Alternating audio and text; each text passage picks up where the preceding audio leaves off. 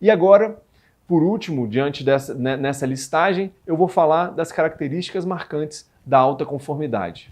Então, a pessoa que é autoconforme, ela tende a ser fortemente disciplinada, fortemente analítica e precisa. É uma pessoa que está focada nos detalhes, ela está focada no que tem que ser feito e em fazer as coisas muito bem feitas. Detalhista, extremamente organizada, meticulosa e cuidadosa. Quando ela tem o procedimento de trabalho dela, ela gosta daquilo organizado, não gosta de pessoas mexendo, de pessoas interferindo.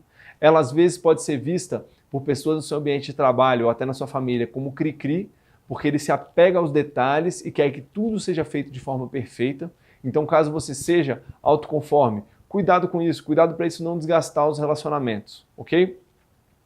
Outras características, ele é uma pessoa que tende a ser formal, tende a ser perfeccionista, discreta. Então, ele é uma pessoa que não tem muita facilidade, às vezes ela é meio durão, assim, meio rígido, meio desengonçado, vamos dizer assim, até às vezes socialmente, né? Porque ele é muito formal, ele não tem esse traquejo, essa fluidez que é mais natural, por exemplo, no perfil influente.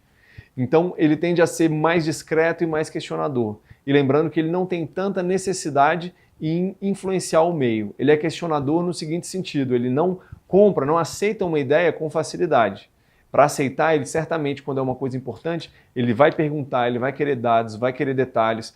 Para você fazer uma venda de um projeto, por exemplo, para um autoconforme, ele vai verificar as minúcias e vai fazer perguntas até estar tudo claro.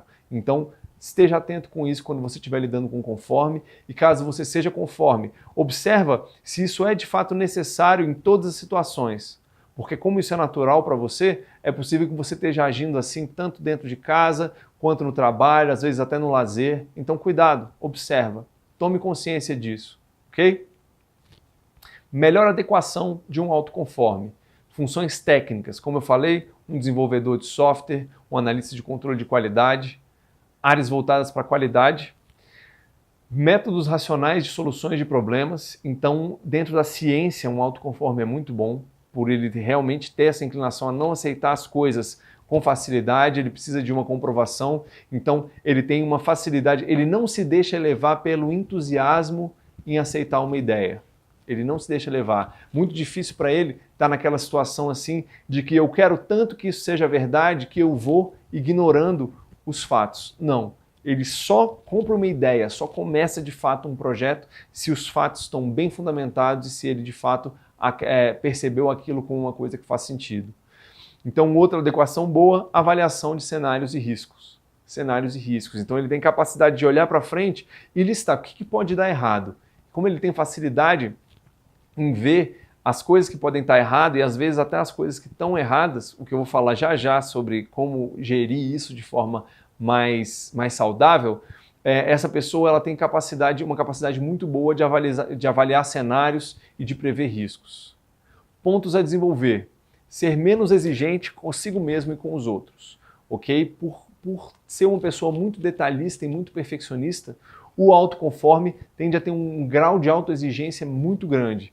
E se ele se exige, certamente ele vai exigir os outros. Então, às vezes, ele pode estar desperdiçando uma energia mental e emocional que poderia estar sendo usada para gerar mais resultado, se chicoteando, exigindo de si. Às vezes ele fez um trabalho muito bem feito, mas como não ficou perfeito, como ele sabe que dava para fazer melhor, apesar de todo mundo ter recebido esse trabalho muito bem recebido, ele não consegue sentir satisfação com aquilo. Então, cuidado com isso. Cuidado com a autoexigência excessiva, com a autocobrança excessiva.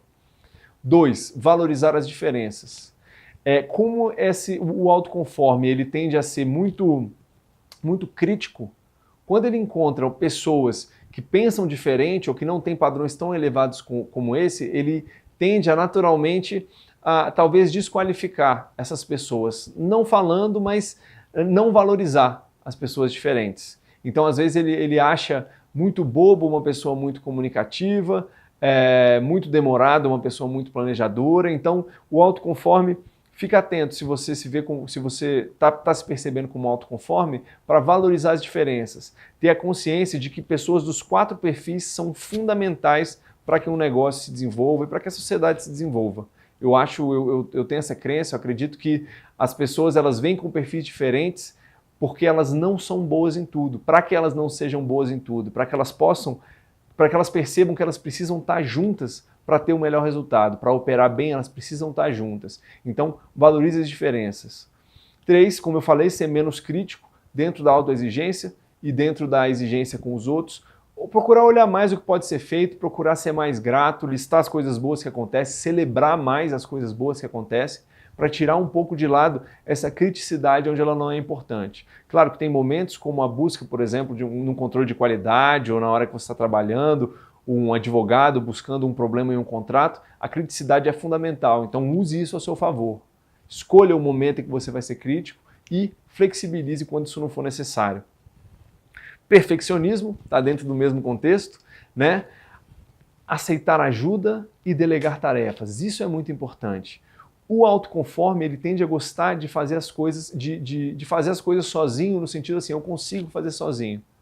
Então é difícil ele pedir ajuda, e quando alguém oferece ajuda, muitas vezes por acreditar que a pessoa não vai conseguir fazer aquilo tão bem quanto ele nega e acaba não delegando. Então, cuidado autoconforme com isso. Aceite ajuda para você crescer em liderança, para você conseguir pegar as competências que você tem, as coisas que você faz muito bem e ampliar em escala, em resultado, em rentabilidade, em valor para as pessoas, é preciso desenvolver as habilidades de delegação. E dentro desse mesmo caminho, trabalho em equipe, como quarto item. Então, aprender a trabalhar melhor em equipe, se for necessário criar sistemas de controle para que as pessoas façam as coisas a contento, processos, foque nisso, para que você consiga potencializar suas habilidades por meio do trabalho em equipe. Principais medos de um autoconforme. 1. Cometer falhas. Ele gosta de fazer as coisas certas, então quando ele falha no sentido de fazer um trabalho, um sistema que não funciona bem, ou está avaliando um contrato e deixar passar algum ponto, ele tem muito medo disso. 2. Sair das normas. Quando eu tenho uma norma e um procedimento, ele gosta de estar agindo de uma forma... a conformidade vem disso. Eu estou agindo conforme as normas, estou agindo conforme os procedimentos. Estou conforme, estou na forma que me é esperada. Então, ele tem muito medo de sair das normas. Cuidado para isso não virar rigidez.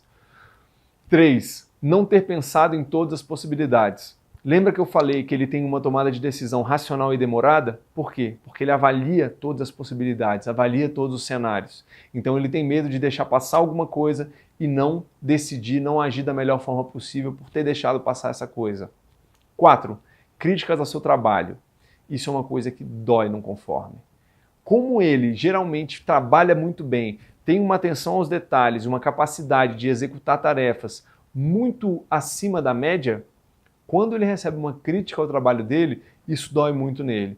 Então cuidado conformes, porque críticas sempre virão. Sempre tem uma forma de fazer melhor e quando você está num propósito sincero de se desenvolver, você só consegue fazer isso quando você consegue identificar o que pode ser melhorado. Então não deixe que as críticas ao seu trabalho, sejam elas bem feitas ou mal feitas, feitas da forma correta ou de uma forma incorreta, sem habilidade, tire a sua energia, a sua motivação de continuar se desenvolvendo, de continuar criando valor para as pessoas da sua empresa e para os seus clientes.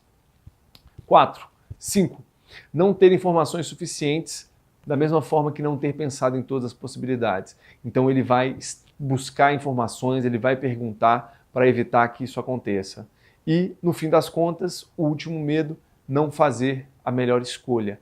Diante de toda essa autoexigência, de toda a busca pelas informações, ele quer fazer a melhor escolha, então ele tem medo de pisar na bola e não fazer a melhor escolha. Cuidado com isso também, para isso não virar perfeccionismo, para isso não virar motivo para você não entregar as coisas a tempo ou de não assumir compromissos e tarefas que você tem a capacidade de executar por medo de não dar certo.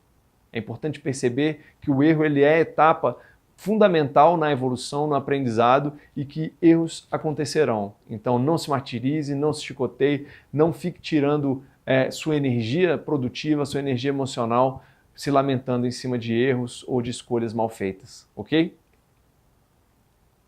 Como se comunicar com um autoconforme? Primeiro, prepare-se com antecedência, pois seus padrões são elevados. Dê atenção aos detalhes. Traga números, traga dados. Faça uma justificação bem fundamentada. Vale muito mais uma proposta, uma argumentação bem fundamentada do que uma argumentação persuasiva. Ele, inclusive, vai ficar incomodado se você chegar para ele falando de forma muito entusiasmada, com argumentos sem fundamentação. 2. Seja formal, atendo-se apenas ao tema, mostre ser rigoroso e realista. Não seja generalista. Então, um autoconforme, a gente pode brincar assim que ele é a prova de bullshit. Ele não quer saber de muito floreio também, da mesma forma que um dominante, mas ele está focado nos dados, nas informações e nos detalhes. Esteja bem preparado. 3. Seja sistemático e lógico em seus pensamentos, apoiando suas afirmações em dados precisos e úteis. Mais uma vez, fundamentação. Fundamentação. 4. Concentre-se mais nos fatos e nas regras e, sempre que possível, ofereça segurança e garantias. Está com uma proposta comercial bem amarrada, já com seguranças, com garantias, com a garantia de que nada está infringindo regras, citando regras e procedimentos. Tudo isso é muito bem visto e ajuda um conforme a confiar mais em você. Pessoas públicas que têm alta conformidade, nós temos o Bill Gates, né, o criador da Microsoft, Albert Einstein, Miriam Leitão e Paulo Coelho. A gente observa também que não tem uma limitação. Paulo Coelho, um autoconforme, um escritor de literatura. Então, não necessariamente o autoconforme é um perfil que tenha que a pessoa tenha que estar na ciência ou na computação, na informática, não. É muito uma questão de estilo pessoal e de como usar esses atributos do seu estilo para desenvolver a sua área, a sua tarefa da forma que você faz. Então a Miriam Leitão, com raciocínio muito claro, tem também uma entrevista muito boa dela no Jô Soares, em que ela faz uma explicação do cenário econômico de uma forma tão encaixada, com todas as peças no lugar, que é de cair o queixo. Então vale a pena ver para você entender melhor como funciona a cabeça de uma pessoa que é autoconforme.